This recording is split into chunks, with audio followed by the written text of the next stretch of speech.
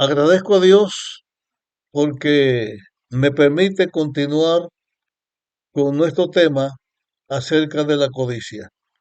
Pedimos que nos guíe, que nos dé su Santo Espíritu para que las cosas que vamos a señalar a continuación puedan ser para bien, para beneficio de todos los hijos de Dios, para nuestro propio beneficio, para beneficio de la iglesia de Dios. Hemos analizado algunos aspectos donde la codicia se hace presente en el relato bíblico. Ya dije que no son los únicos casos, hay muchísimos más, pero solamente estos hemos elegido para tratar en nuestro tema. Ahora, en nuestro presente, en nuestro mundo de hoy en día, ¿dónde nosotros podemos encontrar la existencia de la codicia? Dicho de otra manera, si nos ponemos a inquirir, a buscar dónde se manifiesta la codicia en nuestro tiempo, yo creo que la codicia se manifiesta en todo ser humano que no está controlado, que no está unido con Dios. Cualquier ser humano, aunque se llame un hijo de Dios y un seguidor de Dios, puede ser víctima de la codicia. No creo que haya otra manera en que podamos ser libres de codicia a menos que estemos en las manos de Dios y que Él nos cuide. Cualquier grupo de ser humano tiene codicia. Si vamos a cualquier institución humana,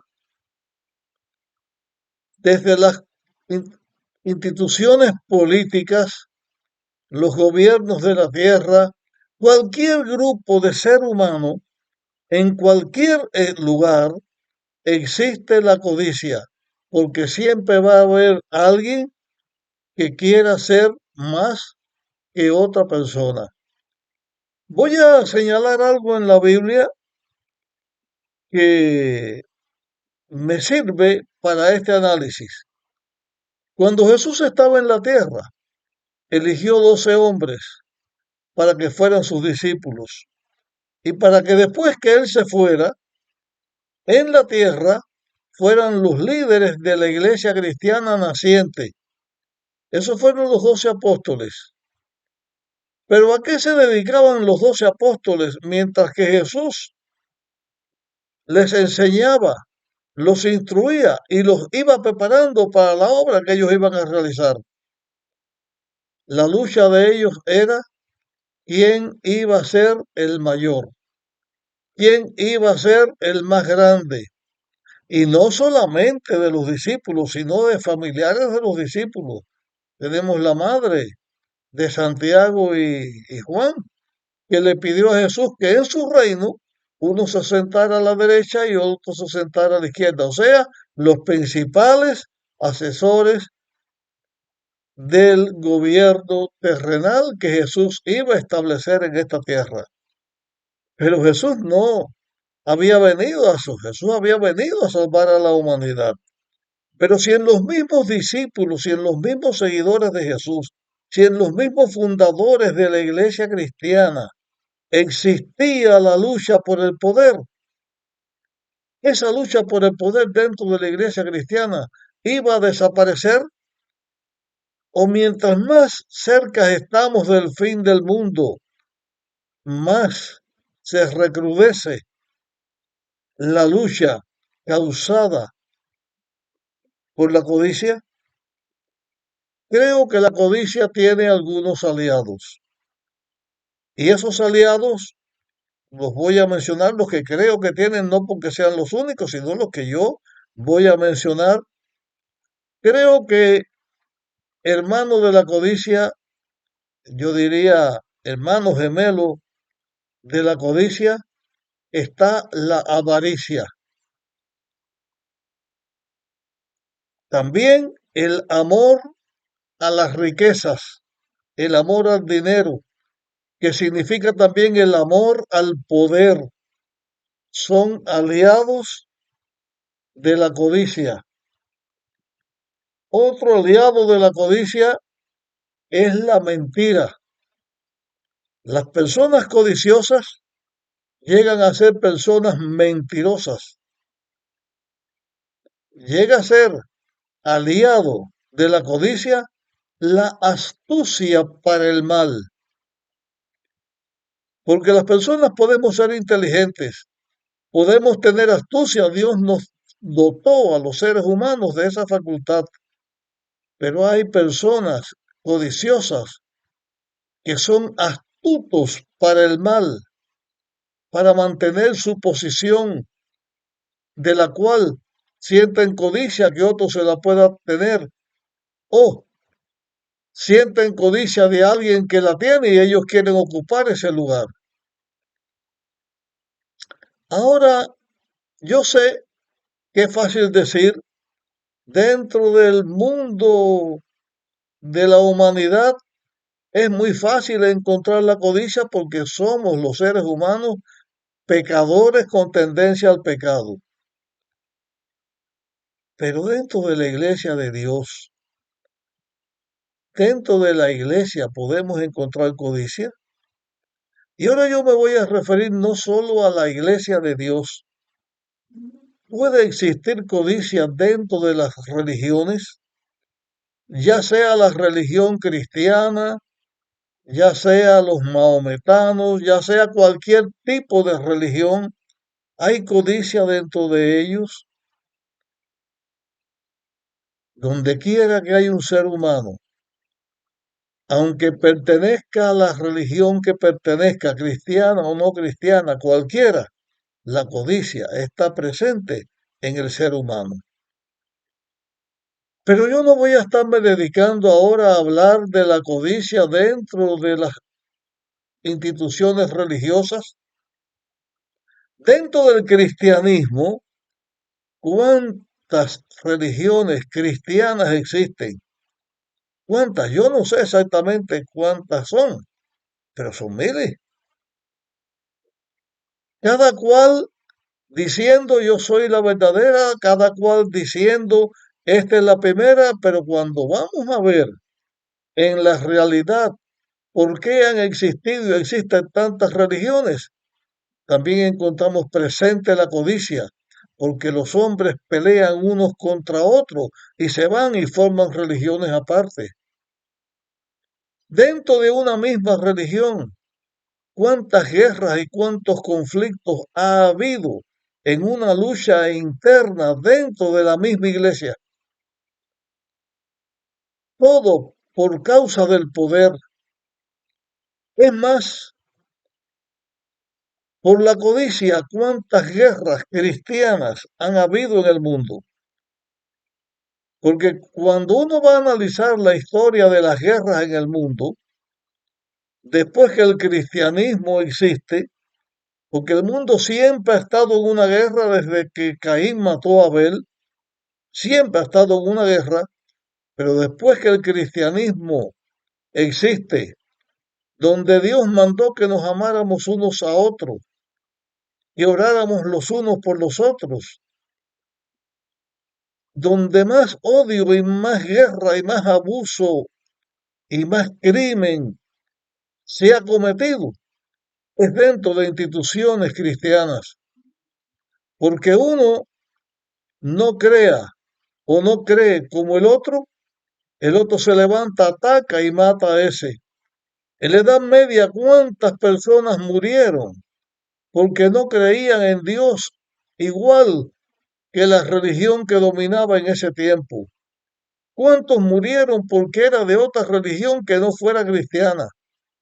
¿Cuánto abuso se ha cometido? Personalmente he estado en museos de la Inquisición.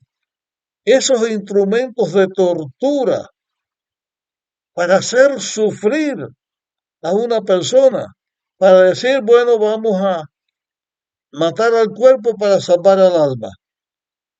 Llega a ser mentiroso el que aplica eso, porque si no tolera a un ser humano, porque no crea igual que él, va a estar pensando en un alma eterna de un ser humano en otro lugar.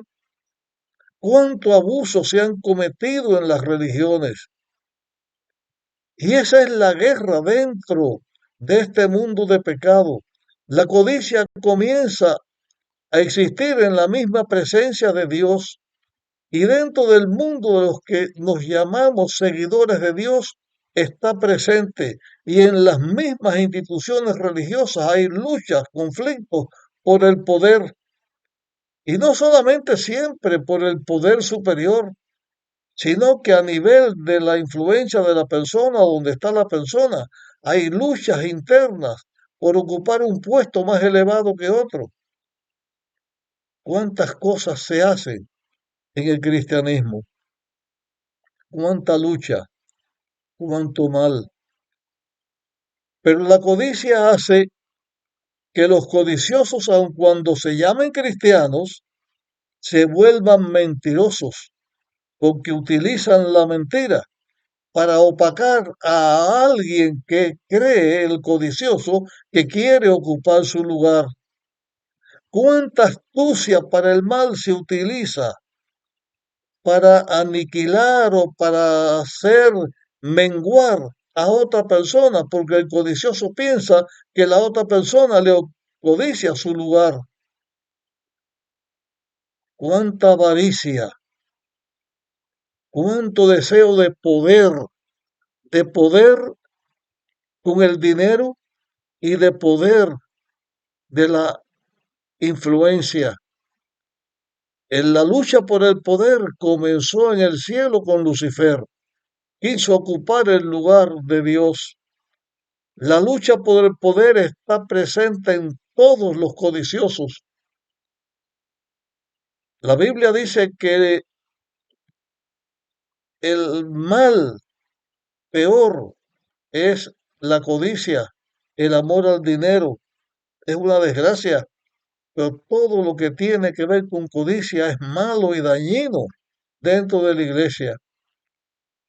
Y yo digo dentro de las iglesias, ahora hablo de mí mismo. Yo soy pastor de la iglesia adventista del séptimo día, jubilado de la iglesia, pero toda mi vida ha sido dentro de la iglesia. Toda mi vida ha sido predicando el evangelio, hablando de Dios. A mi edad todavía estoy haciendo eso, porque amo a mi iglesia, porque sé que es la iglesia que Dios levantó con un mensaje especial. Y yo tendría ahora que pensar y decir, en el análisis que hago de la codicia, ¿está mi iglesia adventista del séptimo día, libre de la codicia? No se manifiesta la codicia entre los santos hombres de Dios que componen nuestra iglesia. En las iglesias nos llamamos hermanos. En otras instituciones políticas se llaman camaradas, se llaman compañeros, se utiliza la palabra que se quiera, pero en la iglesia nos llamamos hermanos. En mi propia iglesia adventista del séptimo día nos llamamos hermanos. Mi pregunta es, ¿nos tratamos como hermanos? ¿De verdad sentimos que ese que forma parte de mi propio grupo religioso es mi hermano?